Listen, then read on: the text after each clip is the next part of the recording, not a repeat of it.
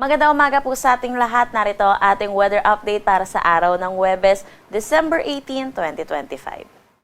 Wala na pa rin naman tayong minomonitor na anumang bagyo or low pressure area sa loob at labas ng ating Philippine Area of Responsibility. Pero meron tayong tatlong weather system na nakakaapekto dito sa ating bansa sa ngayon. Kung makikita natin dito sa bahagi ng Mindanao, meron tayong mga kumpol ng kaulapan. Ito po yung Intertropical Convergence Zone or ITCZ na nakakaapekto dito sa may Southern Mindanao. Pangalawa, itong northeast monsoon natin or amihan na patuloy na umiiral dito sa may northern at central Luzon. At pangatlo, yung easterlies or yung mainit at malinsangan na hangin na nanggagaling sa dagat Pasipiko na umiiral naman dito sa nalalabing bahagi ng ating bansa. Para sa magiging panahon natin ngayong araw dito sa Luzon, dulot ng northeast monsoon, makakaranas ng maulap na papawirin na may mga pag-ulan itong buong Cagayan Valley, ilang bahagi po ng Cordillera Administrative Region, particularly dito sa may Apayao, Kalinga, Mountain Province at Ifugao, kasama na rin dito sa may Aurora at Quezon. Samantala, dito naman sa Bicol Region, dulot naman ito ng easterlies kaya makakaranas sila ng mataas na tsansa ng mga pag-ulan throughout the day.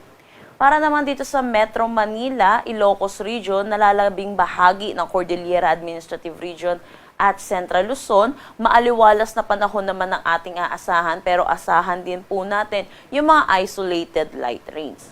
Dito naman sa Mimaropa, liban na lang dito sa Palawan, makakaranas din sila ng maaliwalas na panahon pero mataas po ang tsansa ng mga localized thunderstorm lalo na sa hapon at sa gabi.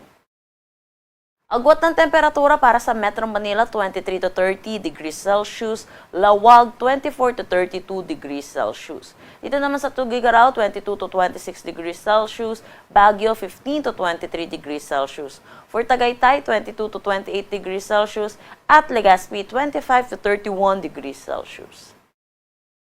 Dulot na rin naman itong easterlies, makakaranas pa rin ng kalat-kalat na pag-ulan dito sa may Northern Samar at Eastern Samar. Pagdating naman dito sa may Caraga, Davao Region, Sarangani, Sultan Kudarat, dito sa may Basilan, Sulu at Tawi-Tawi at Palawan, makakaranas din sila ng mga kalat-kalat na pag-ulan dulot naman ng Intertropical Convergence Zone. Iba yung pag-iingat po sa ating mga kababayan dahil itong mga pag-ulan ay posible po na magdala ng mga flash flood o kaya mga pagguho ng lupa.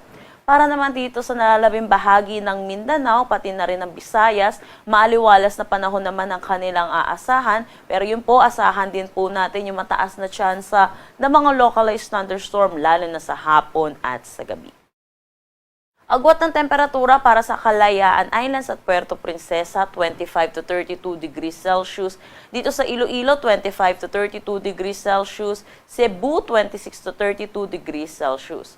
Sa Tacloban, 26 to 31 degrees Celsius. Cagayan de Oro, 25 to 31 degrees Celsius. Zamboanga, 24 to 33 degrees Celsius. At Davao, 24 to 31 degrees Celsius. Wala naman tayong nakataas na anumang gale warning sa anumang seaboards ng ating bansa. Ang sunrise mamaya ay 6:15 a.m. at ang sunset mamaya ay 5:31 p.m.